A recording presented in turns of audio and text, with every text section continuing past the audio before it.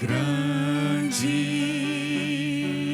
é o Senhor e muito digno de louvor. Na cidade do nosso Deus, seu santo monte, a alegria de toda a terra.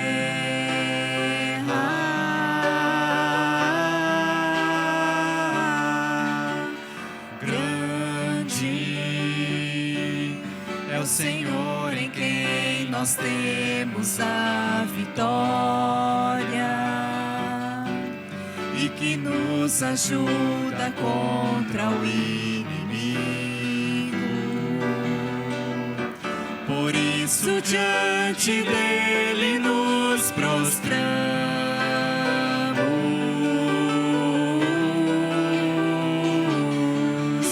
queremos o teu nome engrandecer e agradecer-te por tua obra em nossas vidas. Confiamos em teu infinito amor, pois só tu és o Deus eterno sobre toda a terra e céus. Grande é o Senhor e muito digno de louvor. Na cidade do nosso Deus, seu santo monte, a alegria de toda a terra.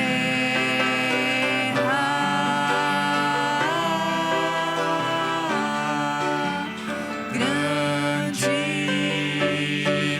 é o Senhor em quem nós temos a vitória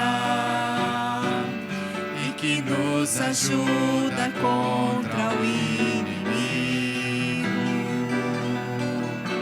Por isso diante dele nos prostramos,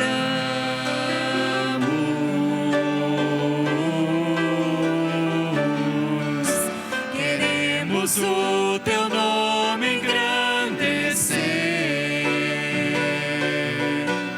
e agradecer-te por tua obra em nossas vidas. Confiamos em teu infinito amor, pois só tu és o Deus eterno sobre toda a terra e céus. Pois só tu és o Deus eterno sobre toda a terra e céus.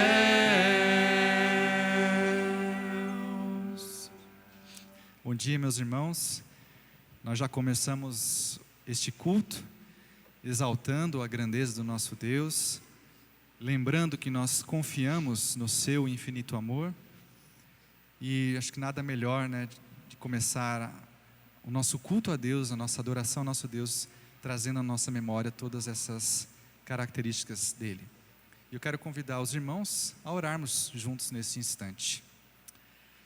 Ó Senhor Deus, amado Pai, cantamos agora que o Senhor é grande, que o Senhor é magnífico, e exaltamos tudo aquilo que o Senhor é, tudo aquilo que o Senhor fez e ainda fará por nós. Nós te agradecemos, ó Deus, pelo teu infinito amor demonstrado na cruz através de Jesus Cristo.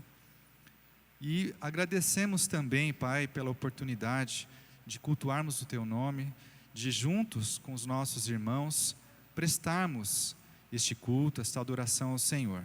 Conduza as nossas vidas, conduza este culto e que a tua palavra fale aos nossos corações através da vida do pastor Jefferson. Abençoe a nossa igreja, os desafios e que o Senhor esteja abençoando também, ó Pai, as famílias da nossa igreja. É o que eu te peço e agradeço no nome de Jesus. Amém. Bom dia, irmãs. Eu quero reforçar com vocês o nosso chá que vai acontecer no próximo sábado, às 15h30. Todas as irmãs de todas as idades estão convidadas.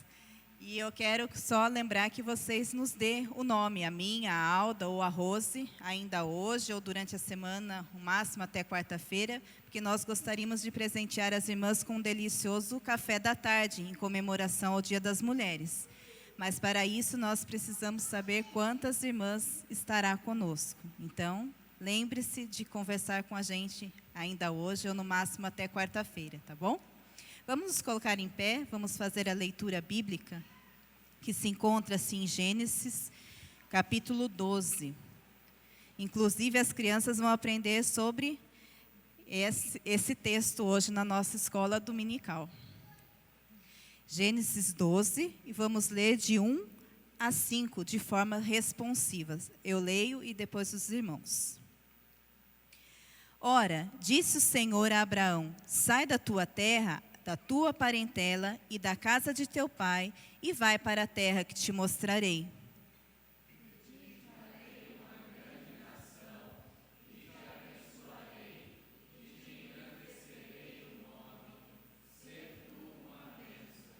Abençoarei os que te abençoarem, e amaldiçoarei os que te amaldiçoarem. Em ti serão benditas todas as famílias da terra.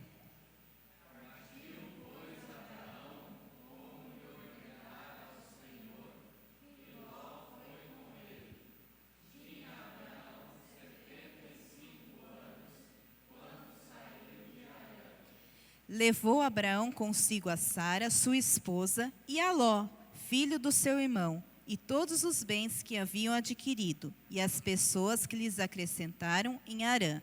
Partiram para a terra de Canaã e lá chegaram. Vamos continuar louvando ao nosso Deus.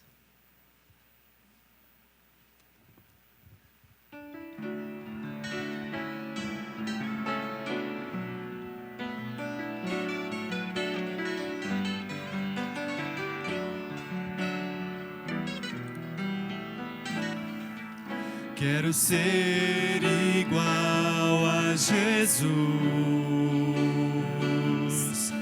caminhar seguro na luz, conhecer ao Pai e fazer tua vontade. Tudo aquilo que Jesus aqui fez, também quero eu fazer. Quero ser igual a Jesus, caminhar seguro na luz, conhecer ao Pai e fazer tua vontade. Tudo aquilo que Jesus aqui fez, também quero eu fazer. Mostrar amor como Ele mostrou, e também pregar como Ele pregou. Quero ser exemplo de vida como Ele foi pra mim. Quero ser como Jesus. Mostrar amor como Ele mostrou, e também pregar como Ele pregou. Quero ser exemplo de vida como Ele foi pra mim. Quero ser como Jesus.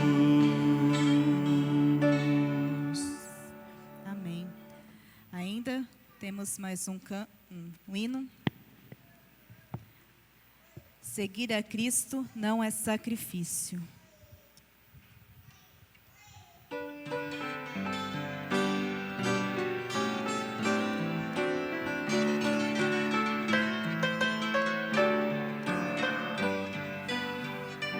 Seguir a Cristo não é sacrifício, mas é servi-lo em todo o teu viver. Seguir a Cristo não é sacrifício, é caminhar à luz do seu querer. Não nos promete honras nem riquezas, mas Ele diz: convosco eu estarei. Seguir a Cristo não é sacrifício, é triunfar com Deus, é ser feliz. Seguir a Cristo não é sacrifício, pois a alegria traz ao coração. Seguir a Cristo não é sacrifício, é fruir bênçãos e satisfação.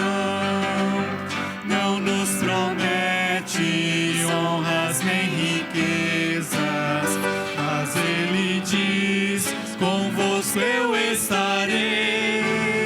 Seguir a Cristo não é sacrifício, é triunfar com Deus, é ser feliz.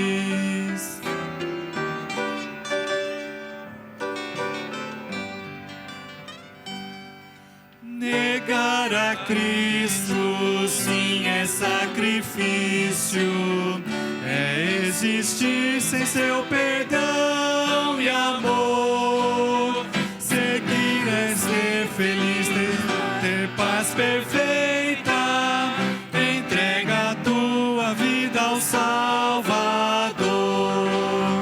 Não nos promete honras nem riquezas, mas Ele diz: convosco eu estarei.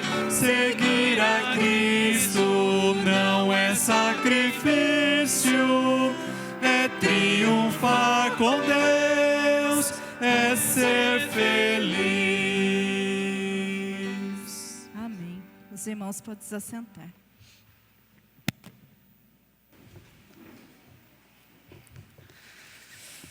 Bom dia, povo de Deus.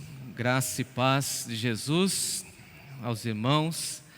Nós temos uma boa notícia. A boa notícia é que a Flore chegou. A Flore é filhinha da Larissa. Ela chegou bem grande, graças a Deus.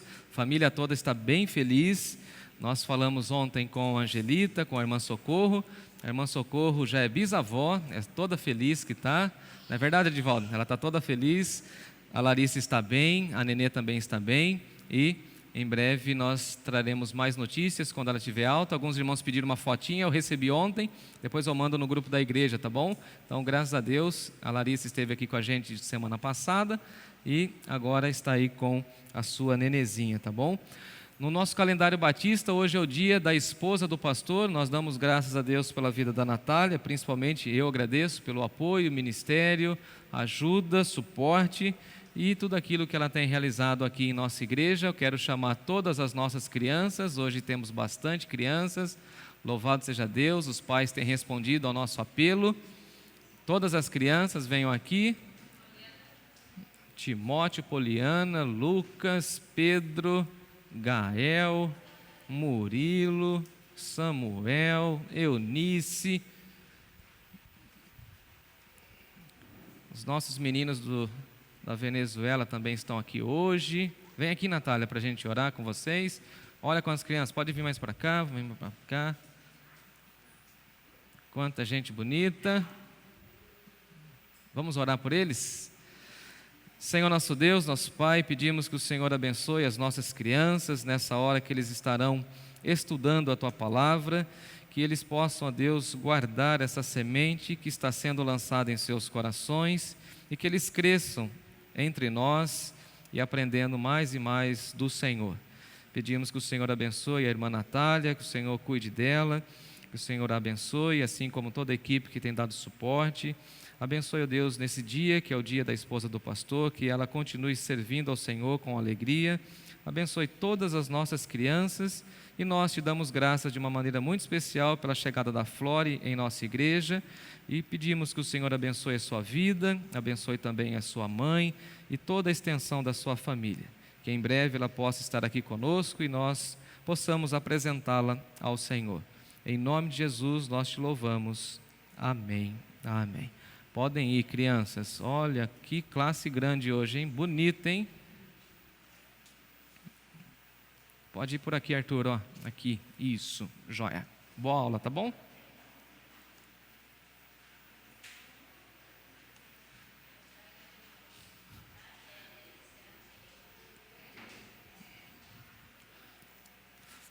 A noite é contigo, né, Ângela?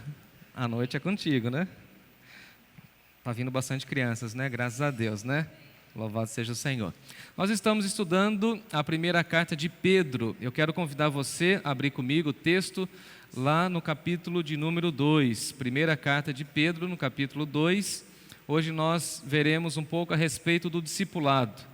Nós estamos estudando essa carta e temos sido desafiados em tantas áreas dessa carta e Deus tem falado ao nosso coração.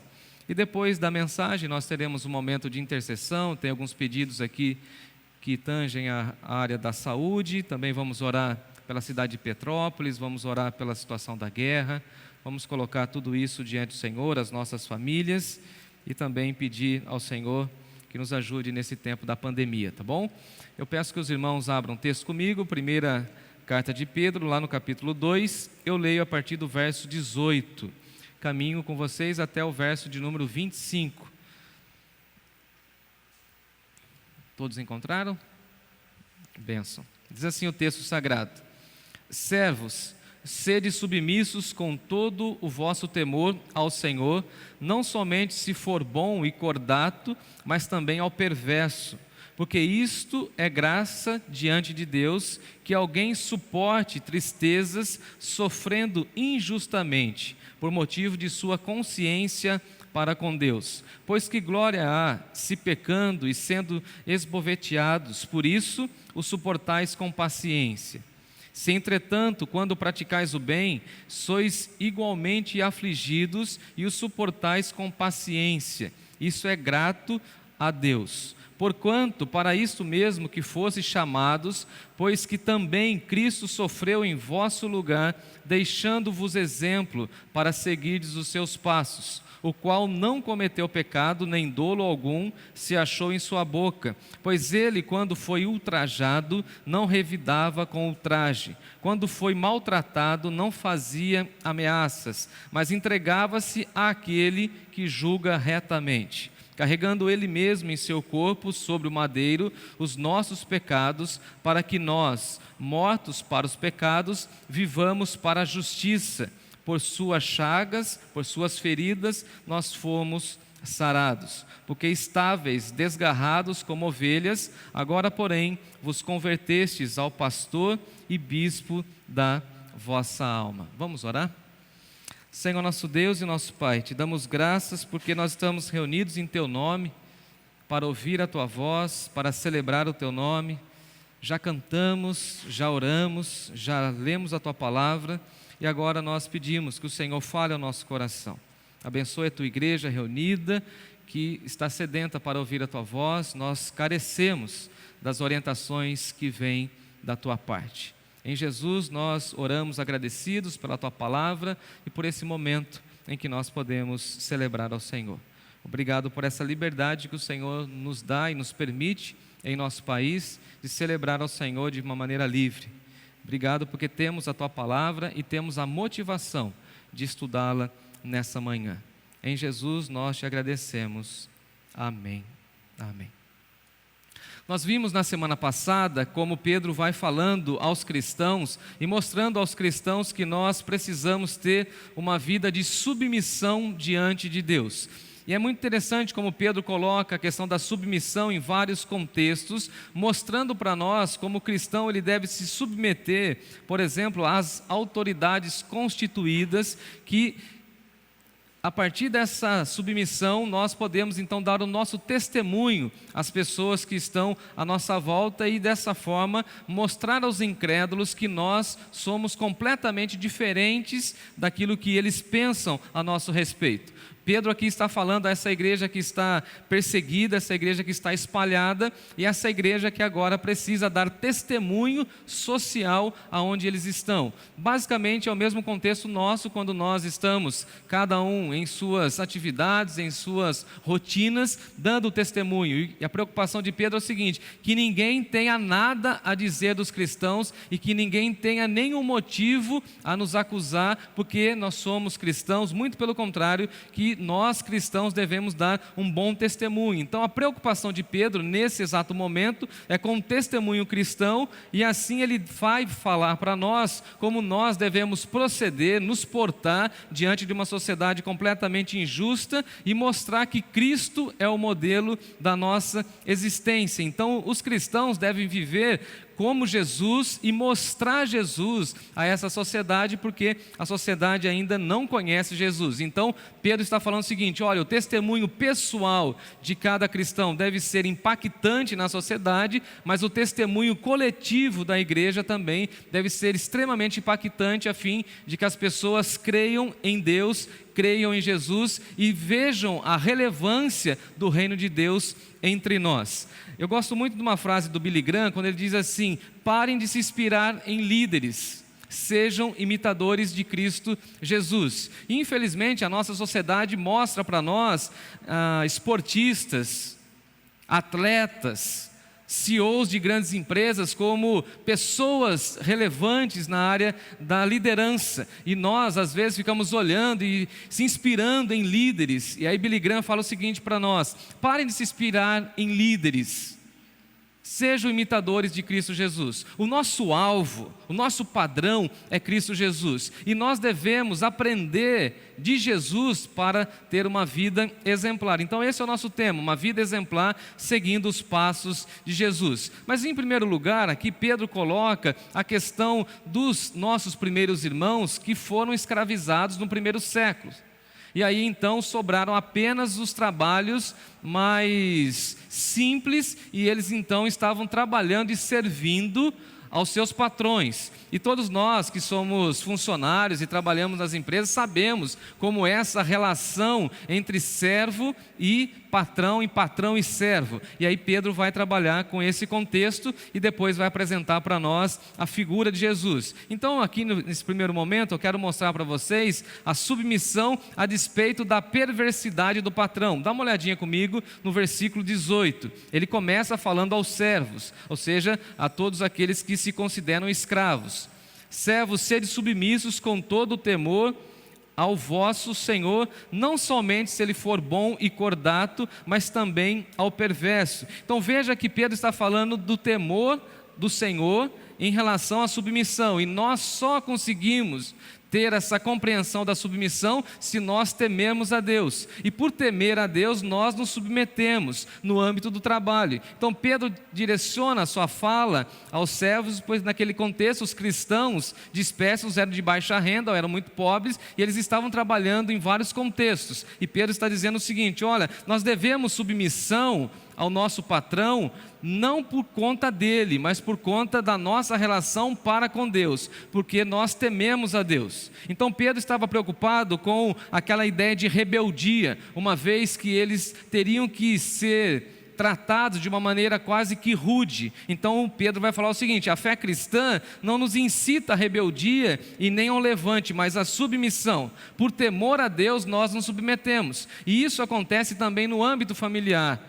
Nós nos submetemos aos nossos pais por temor a Deus. Nós nos submetemos às autoridades por temor a Deus, por obedecer a Deus, por submissão a Deus, mesmo que nós venhamos a sofrer com a injustiça e venhamos a sofrer com a crueldade dos patrões. Então veja, isso aqui é muito interessante. Ele fala o seguinte: vocês devem ser submissos não somente se os patrões foram bons cordatos, respeitosos, mas se eles forem perversos. Então veja que Pedro está dizendo o seguinte: olha, mesmo que você não seja bem tratado, você deve se submeter e você deve honrar a pessoa que está trabalhando para ajudar você, no sentido de conceder a você o trabalho.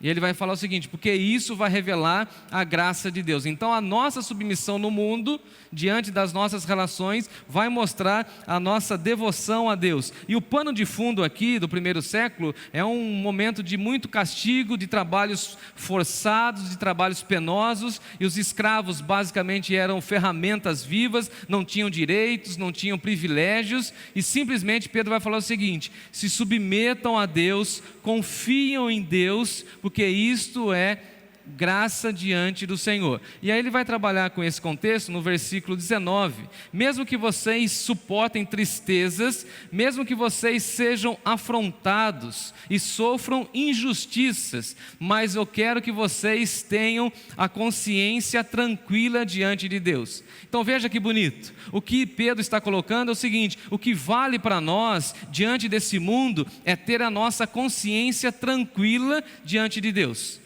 Mas se eu for injustiçado no trabalho, fique com a sua consciência em paz em relação a Deus. Não revide, não pague com a mesma moeda, não tenha o mesmo comportamento que o mundo tem.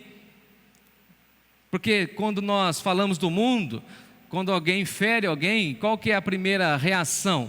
De revide, de devolver. E aí o cristão tem que agir de maneira diferente. Ele sofre a injustiça, ele sofre a penalização, ele sofre a humilhação, mas ele se submete por graça de Deus e para demonstrar a graça de Deus. E aí então ele tem uma vida exemplar. E eu sei que vocês vão falar assim para mim: pastor, isso não é nada fácil. E eu já fui funcionário também, eu sei que não é nada fácil. No entanto, isso vai revelar, segundo Pedro, a graça de Deus, e nós teremos a nossa consciência tranquila que nós estamos seguindo o padrão revelado por Cristo Jesus, e a nossa consciência ficará em paz. E aí no versículo 20 ele também vai trabalhar com esse contexto e vai falar o seguinte: se vocês praticarem assim, mesmo vocês sendo afligidos, vocês vão suportar com paciência. Então a submissão vai ensinar para nós a ter paciência, e parece que paciência está em falta, não é verdade? Quem aqui precisa de paciência? Todo mundo, levanta a mão. Todo mundo. A gente precisa de paciência. E a submissão nos coloca diante desse aprendizado de paciência. Isso a gente vai aprendendo em casa, isso a gente aprende na igreja, isso a gente aprende nesse contexto cristão. E é interessante a gente ensinar as pessoas a ter paciência, porque a nossa sociedade exige tudo para ontem. É tudo muito rápido. E a gente exige às vezes que as coisas aconteçam do nosso jeito, de uma maneira muito ligeira, rápida. Ontem mesmo eu me peguei nisso. Nós tivemos um problema com a internet aqui na nossa rua, não tivemos acesso, eu vim aqui pela manhã, passei a manhã inteira ligando na Vivo, tentando regularizar a situação, não consegui, fui para casa, de casa fiz alguns testes, depois voltei aqui à noite para fazer testes com o modem, tentar aí ligar a internet para a gente poder transmitir o culto. Não deu certo e eu fiquei chateado, e eu queria que hoje tivesse a internet. Aí depois eu me lembrei, falei: mas e a paciência? E a moça falou o seguinte: o técnico só vai na segunda-feira. Tive que exercitar no coração o quê? Paciência, esperar. E nós não gostamos mais de esperar, nós gostamos de tudo para ontem. E o que Pedro está dizendo é o seguinte: a submissão a Deus ensina para nós a paciência, e a paciência nos ensina que tudo acontece no tempo de Deus, no jeito de Deus e na hora que Deus quer. Então, se nós estamos seguindo a Jesus, nós precisamos ter essa consciência de que nós precisamos nos submeter a Deus e entender o tempo de Deus na nossa vida. Por vários momentos, por exemplo, Jesus disse assim: não chegou a minha hora, ainda não é o meu momento. Não é o momento. Lembra lá em Caná da Galileia, quando a mãe de Jesus chega para ele e fala o seguinte: chegou a hora, revela o teu poder. Ele falou assim: mulher, ainda não chegou a minha hora. Em vários momentos nos evangelhos a gente vê Jesus falando o seguinte: ainda não chegou o meu tempo. Porque a submissão a Deus ensina para nós essa paciência, e essa paciência nossa diante de Deus revela ao mundo a graça de Deus. Então veja que Pedro está preocupado com o nosso testemunho. E aí então nós podemos acompanhar o chamado de Deus para nós a partir do verso 21. Me acompanhe, por favor. Porquanto para isto mesmo fostes chamados, pois que também Cristo sofreu em vosso lugar, deixando-vos exemplo para seguirdes os seus passos. Então veja que Pedro agora está mostrando como Jesus é o nosso modelo de submissão e de padrão divino. Pedro está convocando os seus leitores que estão sofrendo a olharem para Jesus e ver que ninguém sofreu mais do que Jesus. Às vezes, irmãos, a gente fala o seguinte: nossa, o meu sofrimento é grande. E a gente fala assim para as pessoas: você não sabe como eu estou sofrendo. E a gente pode olhar para a pessoa e falar assim: mas você não sabe, e a gente não consegue imaginar como foi o sofrimento de Jesus por nós. E aqui Pedro vai resgatar o conceito de Isaías capítulo 53, quando vai falar do sofrimento e da morte expiatória de Jesus, revelando o padrão de Deus e mostrando como Jesus foi submisso ao Pai. Pedro aqui está dizendo para nós que todos nós fomos chamados ao sofrimento. Todos nós, em algum momento, em dado momento da nossa vida, iremos sim sofrer. E parece que esse discurso não faz parte mais da nossa agenda pós-moderna. Nós não gostamos mais de falar de sofrimento, mas infelizmente, enquanto aqui estivermos, viveremos sim dias e momentos de sofrimento.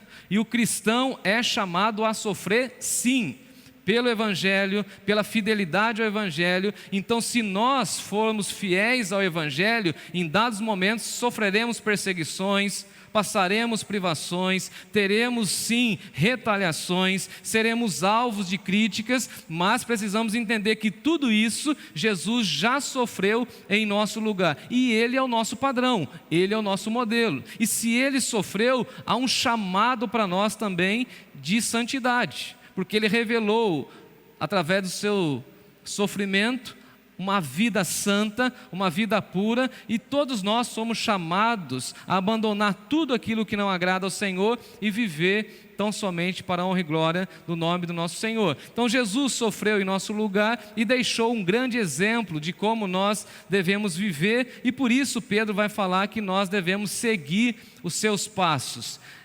Na nossa sociedade a gente quer remédio para tudo, não é assim? Para tudo. A gente não suporta um momento de dor.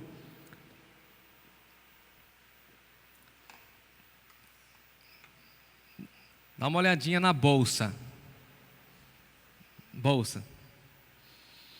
Estava aguardando uma consulta essa semana, e aí uma moça estava do lado, e a filha falou assim: ai, deu uma pontadinha, uma dor de cabeça. Aí a mulher, eu achei tão engraçado, ela abriu a bolsa. Ela tinha uma necessaire dentro da bolsa, só de remédio. Aí eu fiquei olhando a cena, e agora eu também estou vivendo essa fase aí de muito medicamento, e ela começou a mostrar, falou: isso aqui é para dor de cabeça, isso aqui é para cólica, isso aqui é não sei o quê, isso aqui é não sei o quê. E ela tinha ali, sem brincadeira, acho que uns 8 ou 9 comprimidos. Eu fiquei olhando aquela cena e falei assim: a gente quer remédio para tudo, mas para algumas coisas na vida não tem medicamento, é sofrimento mesmo.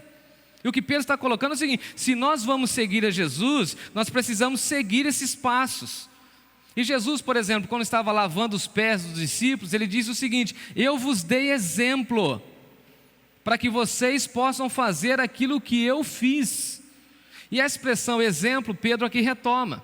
E eu achei muito interessante essa expressão, porque essa expressão exemplo tem duas ênfases que estão ligadas à área da pedagogia, e é muito interessante para nós. Por exemplo, refere-se aos contornos claros que o professor fazia para que a criança aprendesse a ler.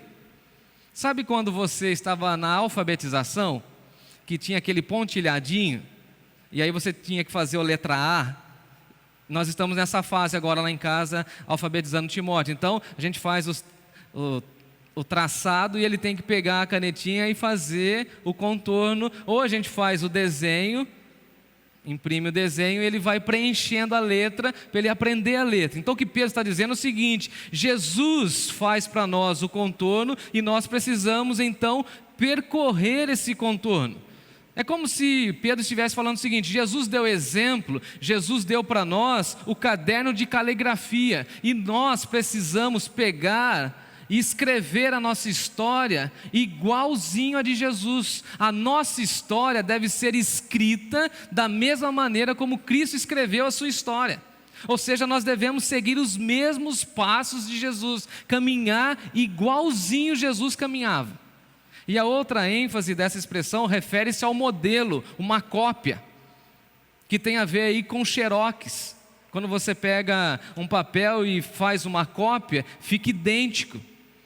Quando você faz uma autentificação de um documento, aquele documento ele se torna idêntico. Então o que Pedro está dizendo é o seguinte: Jesus deu exemplo e nós precisamos seguir esse exemplo à risca, escrever a nossa história por meio de Jesus e ser uma cópia fidedigna de Jesus. Afinal de contas, o livro de Atos vai dizer para nós que cristãos são pequenos cristos. Então nós devemos seguir o padrão à risca de Jesus. E a ideia aqui é a ideia do discipulado, é a ideia de seguir a Jesus, é a ideia de seguir a mesma trilha de Jesus, o mesmo caminho de Jesus. A ideia de Pedro é dizer que Jesus deixou pegadas. Lembrando que naquela época as estradas eram poeirentas e eles andavam muito nos desertos, então ficavam algumas pegadas. Ou seja, o mestre vai à frente e nós vamos seguindo o mestre. Então nós deixaremos um legado, um exemplo para essa nossa sociedade se nós continuarmos seguindo os passos de Jesus.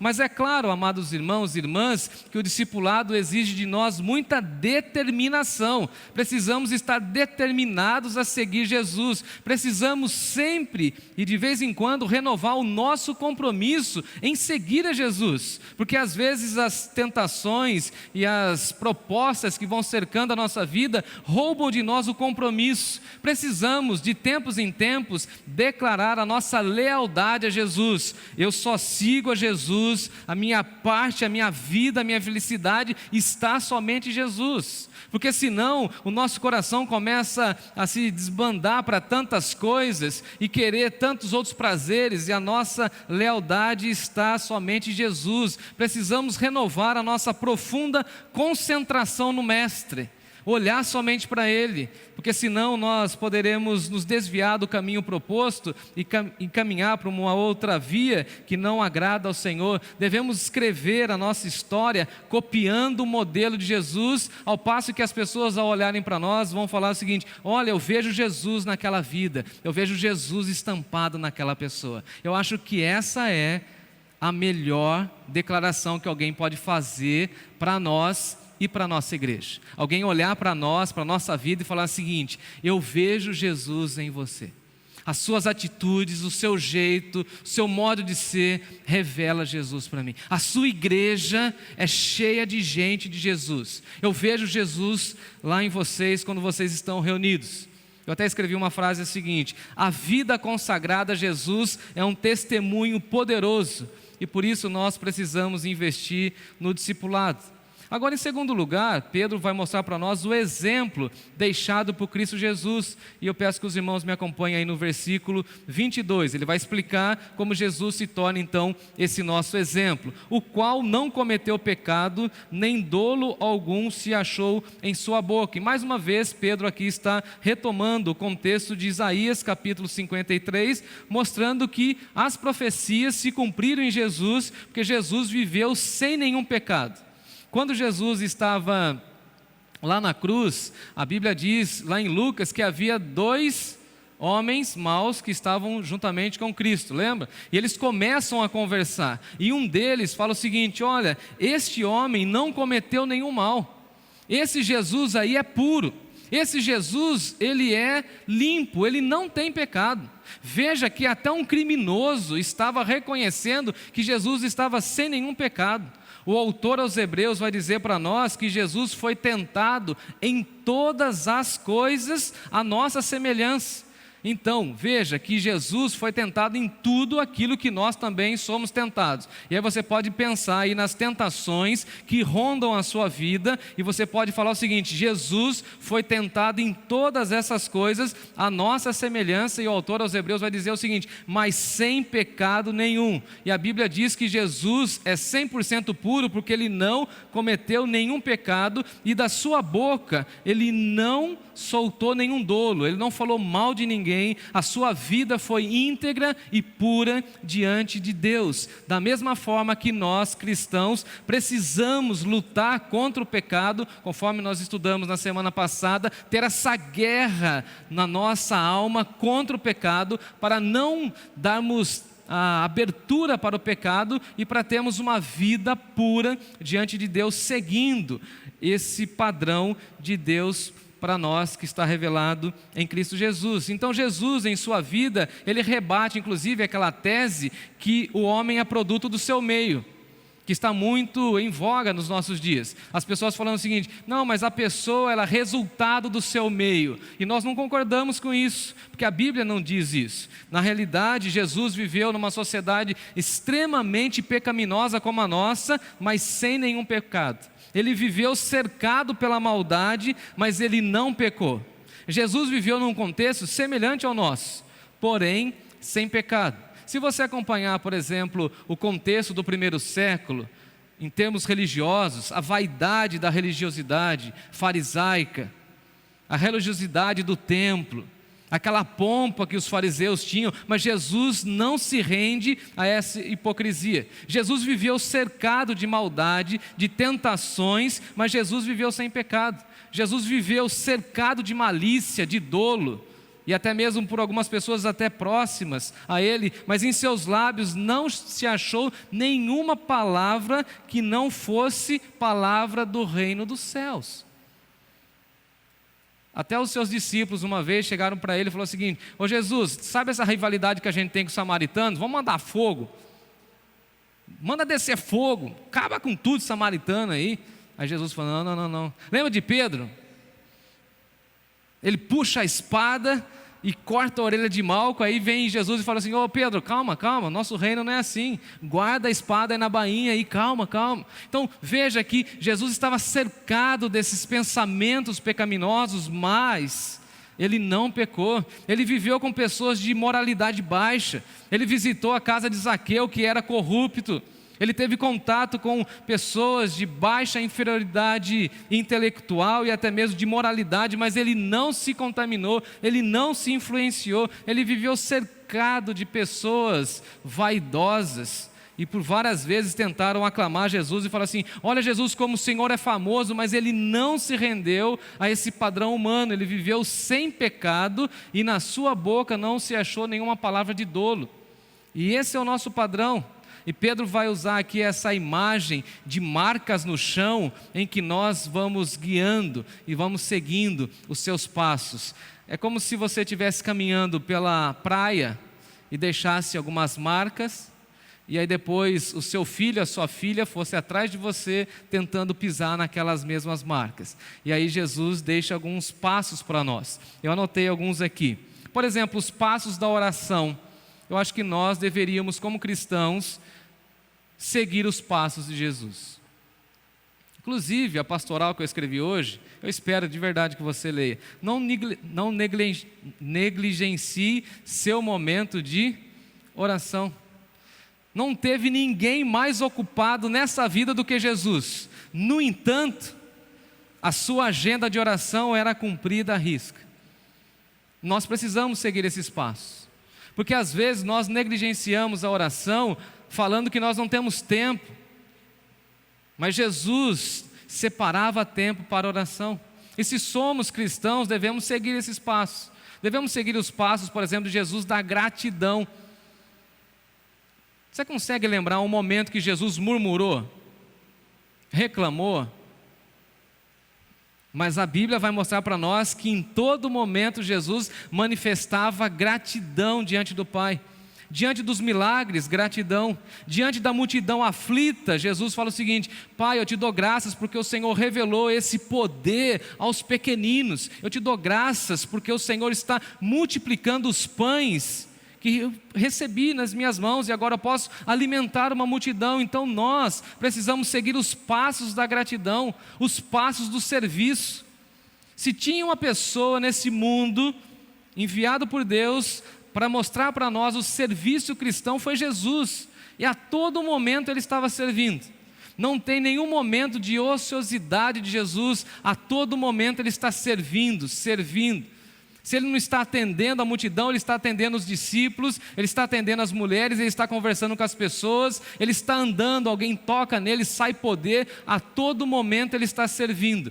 E se nós fizermos um estudo de casa, um dia que você tiver com tempo em casa, pega os evangelhos e começa a olhar, e você vai acompanhar como Jesus vai caminhando, como Ele vai circulando, como Ele vai andando. Jesus está andando, o ministério é itinerante, Ele está andando, Ele está servindo, e conforme Ele vai caminhando, Ele vai servindo as pessoas, e nós precisamos seguir esses passos.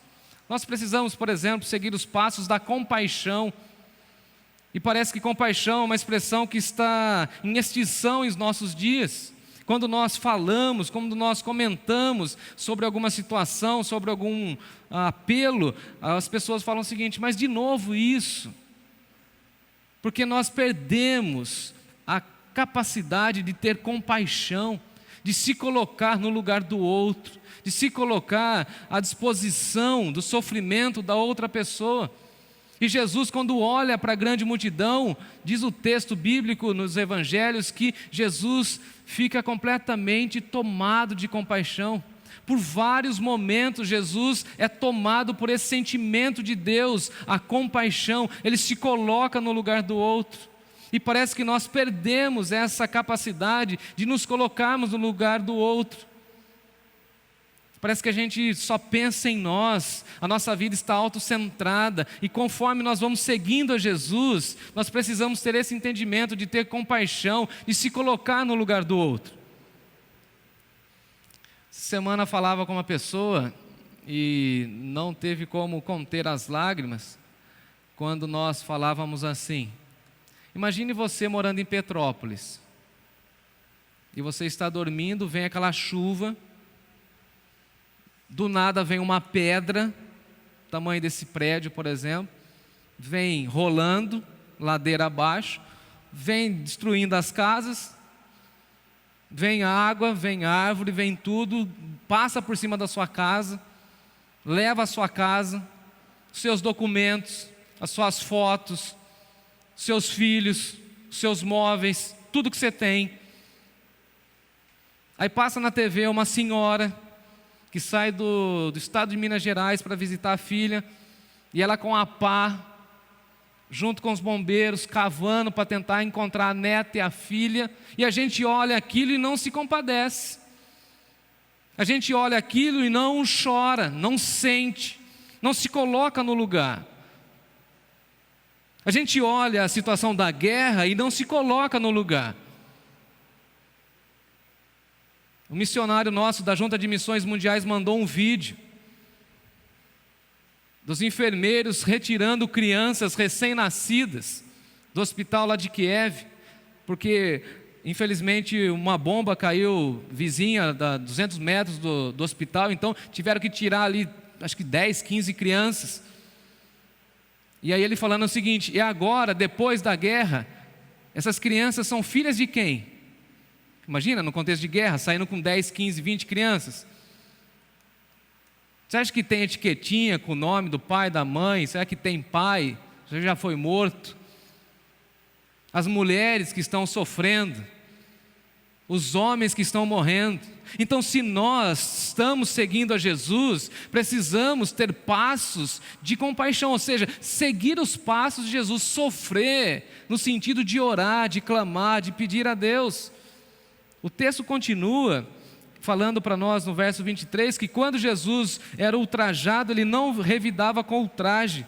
Ultraje é ser insultado, é ser agredido verbalmente ou ser zombado publicamente, e todos nós já passamos por isso, por zombaria, Agora, interessante que o próprio Senhor Jesus disse: eu mesmo sei que hão de escarnecer de mim, irão cuspir no meu rosto, irão me açoitar, irão me matar, mas eu irei ressuscitar ao terceiro dia. E os evangelhos vão mostrar para nós que Jesus vai para a cruz sem murmurar.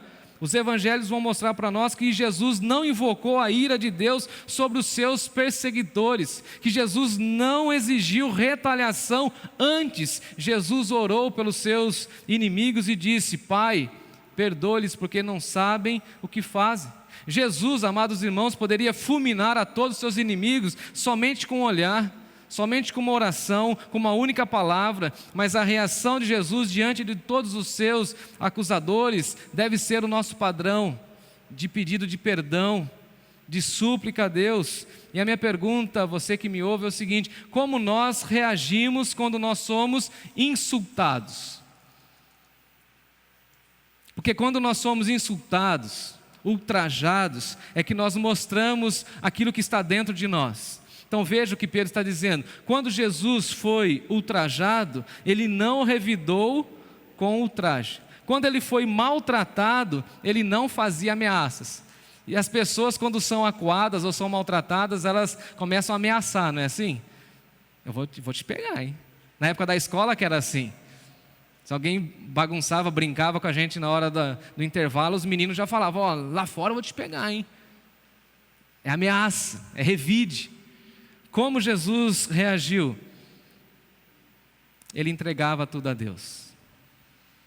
Ele confiava que Deus é juiz. Sabe o que eu aprendo aqui, irmãos? Que conforme nós vamos seguindo os passos de Jesus, nós precisamos ter a plena consciência de que Deus está vendo tudo. Fala amém, descansa nisso.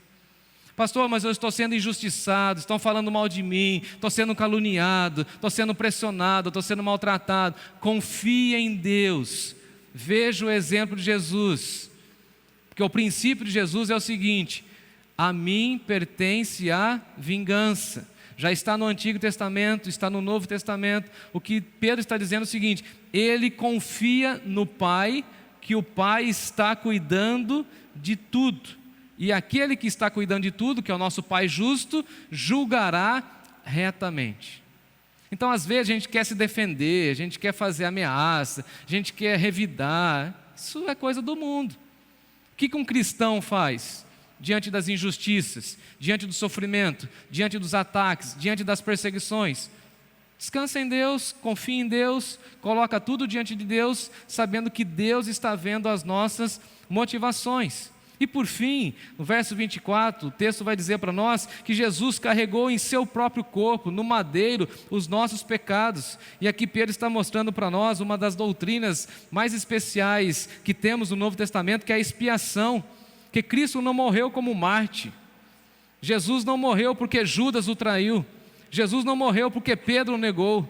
Jesus não morreu porque os sacerdotes o entregaram a Pilatos. Jesus morreu pelos nossos pecados. Ele carregou os nossos pecados para nos dar uma nova vida, para que nós abandonemos o padrão da iniquidade e vivamos, segundo o texto no verso 24, para a justiça. Devemos ter uma vida justa e viver um padrão de justiça. E essa expressão de Pedro, carregar, tem o sentido de carregar para sacrifício, ou seja, Jesus carrega os nossos pecados sobre o seu corpo, sobre a cruz, e entrega na cruz e compra a nossa vida pelo seu precioso sangue lá na cruz do Calvário. E aí você vai falar o seguinte: pastor, e meus pecados? Será que tem perdão? Claro que sim. Interessante que essa é uma das perguntas que eu mais recebo na internet. Pastor, em um pecado que eu cometia 10, 15, 30, 50 anos atrás, Cristo perdoou lá na cruz do Calvário. Confie no seu perdão, Ele já carregou, Ele já levou, Ele já entregou. E agora Ele quer que eu e você vivamos um padrão de justiça. E a expressão de Pedro retoma Isaías quando ele diz assim: pelas suas feridas nós fomos sarados. Porque Ele sofreu, nós agora podemos viver em justiça diante de Deus, porque não carregamos mais os nossos pecados. É claro que pecamos, sim, mas nós já recebemos o perdão em Cristo Jesus. E ele fecha então o texto no verso 25, falando para nós que tudo isso tem a ver com a nossa vida como ovelha. E todos nós estávamos desgarrados. Não tem ninguém que seja cristão que pode falar o seguinte: eu nunca fui uma ovelha perdida. E alguém vai falar assim: mas eu fui criado na igreja, eu aprendi a doutrina. Tudo bem, está tudo certo. Mas todos nós fomos ovelhas desgarradas. Diz aí o texto no verso 25: e nós nos convertemos ao pastor e bispo da vossa alma. Muito interessante essas duas expressões. Pastor é aquele quem cuida, o bispo é aquele quem supervisiona. Pastor é sinônimo de vigilância, de cuidado e de sacrifício. Bispo é sinônimo de liderança e supervisão. Então veja, Pedro está falando o seguinte: vamos seguir os passos de Jesus, porque Jesus cuida e Jesus supervisiona as nossas almas. Ele cuida, Ele supre, mas Ele vigia você, Ele acompanha você, Ele supervisiona a sua vida. E por isso que o Espírito Santo de Deus vai mostrando para mim e para você coisas que fazemos que não agrada a Ele. Ele vai supervisionando, Ele vai cuidando. Então todo cristão foi uma ovelha desgarrada, e agora fazemos parte do rebanho de Deus. E no rebanho de Deus temos a Jesus como nosso pastor e o nosso bispo. Sigamos a Ele, sigamos os passos dEle e sejamos fiéis ao nosso Senhor e Salvador Jesus Cristo. Amém, queridos? Eu quero orar com vocês, e enquanto eu oro, eu peço que alguém, por favor, chame a Natália lá em cima, para depois nós teremos um momento de oração por ela. Mas eu queria orar com vocês pela nossa igreja, queria orar por vocês por alguns pedidos, por essa situação que eu citei de Petrópolis, os missionários nossos, amigos, mandando relatos que a coisa lá está muito difícil ainda. E nós louvamos a Deus porque temos 2 igrejas naquela região sustentando. Queria orar com vocês pela guerra e queria saber se há algum pedido aqui entre nós, se tem algum pedido de algum irmão. Eu trouxe alguns pedidos aqui e eu queria ouvir os irmãos, se tem algum pedido. Tem algum pedido em algum coração?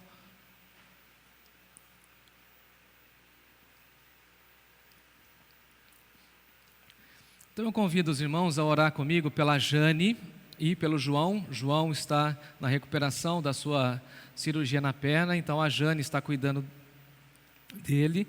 Nós estamos também em oração pela vida da irmã Irani, que vai fazer cirurgia agora nessa semana. O irmão Domingos também faz cirurgia nessa semana, ele vem hoje à noite no culto conosco. A Ana Seituno fez a 5ª sessão de quimioterapia, está bem, falei com ela ontem, e nós estamos em oração pela vida dela. Temos a situação da pandemia, de Petrópolis, da Ucrânia e da Rússia. E se não temos mais nenhum pedido, eu gostaria que os irmãos fechassem seus olhos e vamos ter um momento de intercessão. Senhor nosso Deus, nosso Pai, diante do Senhor, nós oramos nessa manhã como igreja, pedindo a Deus que o Senhor abençoe a nossa igreja, a nossa família de fé. Abençoe, ó Pai, os nossos irmãos e irmãs, abençoe as pessoas mais idosas, ó Deus, que ainda com algum receio da pandemia, que o Senhor esteja cuidando, abençoando.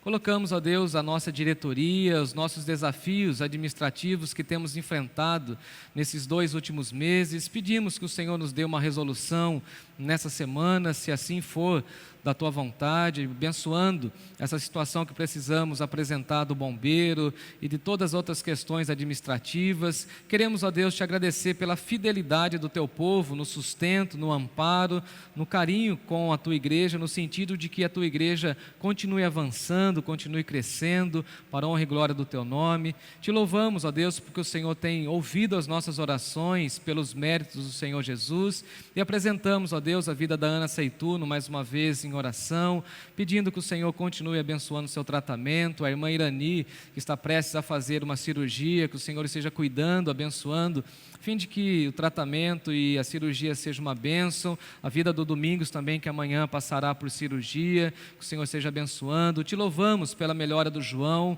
e o cuidado da Jane com a sua vida. Pedimos que o Senhor renove também as forças da irmã Jane, abençoando, ó Deus, a fim de que ela descanse no teu cuidado. Pedimos, ó Pai, pelo fim, o término da pandemia. Suplicamos que o Senhor nos ajude nesse momento que estamos vivendo, ó Deus, de tantas incertezas, de tantas inseguranças ainda, mas pedimos, ó Deus, que o Senhor fortaleça a tua igreja, continue, ó Deus, cuidando das unidades hospitalares, as pessoas que estão acamadas, as pessoas que estão enfermas. Colocamos mais uma vez a cidade de Petrópolis e tudo aquilo que envolve aquela tragédia, Deus, as pessoas de luto, as famílias que estão chorando, as famílias que precisam de consolo, de abrigo. Ó Deus, use o teu povo, as tuas igrejas naquela região para cuidar dessas pessoas. E agora, Pai, colocamos a situação da guerra entre a Ucrânia e a Rússia diante do Senhor. Colocamos, ó Deus, diante de Ti as pessoas que estão sofrendo, os soldados dos dois lados, as pessoas que estão fugindo, as famílias que estão separadas, os traumas que uma guerra traz, ó Deus, as crianças, as mulheres, os soldados. Ó Deus, pedimos que o Senhor toque nesses corações vaidosos, orgulhosos. Enfim, Senhor, colocamos essa situação diante do Senhor. A nossa oração é de compaixão, de graça, suplicando a Deus que o Senhor esteja cuidando de cada pessoa que está vivendo naquela região de conflito e todas as demandas que essa guerra produzirá ainda em escalas maiores, mas colocamos os nossos missionários, as nossas igrejas, te louvamos, Senhor, porque mesmo no meio de bombardeios, as nossas informações é que as igrejas dos dois lados, da Ucrânia e da Rússia, estão cultuando, estão louvando ao Senhor, estão buscando a Tua presença, e a nossa oração é que Teu povo cumpra o papel de ensinar a respeito de Cristo Jesus. Nós te louvamos, ó Deus, por essa manhã, por esse momento de intercessão, e colocamos a nossa igreja mais uma vez diante do Senhor. É no nome do Senhor Jesus que agradecemos, que oramos e pedimos também que o Senhor continue abençoando a nossa igreja. Em Cristo Jesus nós oramos. Amém. Amém. Quero passar a palavra a Alda, líder das mulheres, fará um momento de oração com a irmã Natália. Já cumprimentei a irmã Aldiva hoje pela manhã, e também vou mandar um recado para a irmã Priscila, do pastor Zé Luiz. Graças a Deus pelas mulheres de pastores que passaram por aqui. Pode vir aqui, Aldo. E nossa igreja vai agradecer a Deus pela vida da Natália. Bom domingo a todos. Nós estamos sem internet, mas a nossa aula da IBD vai começar daqui a pouquinho, tá bom? Vamos gravar a aula e depois vamos transmitir em outro momento. Então, se os irmãos puderem ficar, fiquem aqui conosco, tá bom? Bom domingo a todos. Bom dia, irmãos. Nós viemos nesse instante agradecer pela vida da Natália. Hoje é o dia da esposa do pastor. Nós viemos, de uma forma singela, estar agradecendo ao Senhor pela vida da Natália, pelo seu carinho, pelo seu amor, pelo seu suporte à igreja, pelo carinho com que ela cuida das crianças, na classinha. Então, pela bênção da vida dela, que ela representa aqui conosco, pelo seu amor, pelo carinho. E nós realmente agradecemos ao nosso Senhor pela vida dela, neste momento, por tudo que ela tem feito, pelo seu carinho, dedicação, e que o Senhor possa estar sempre cuidando dela, abençoando ela. É apenas uma lembrança para a Natália, que Deus abençoe muito. Nós amamos muito você e vamos estar orando neste momento.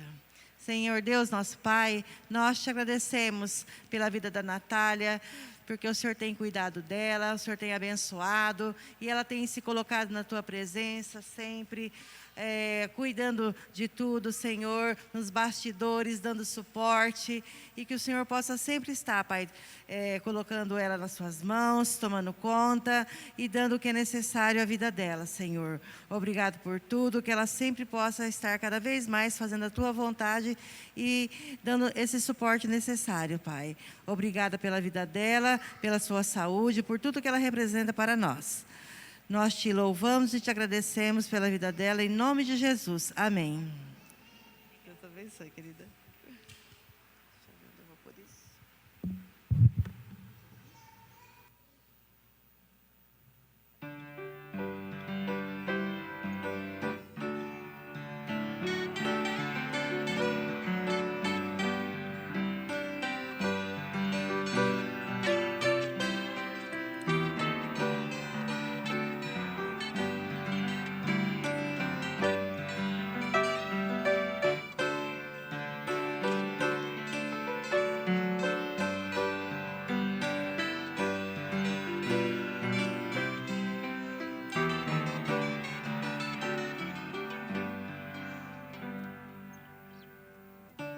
Amém.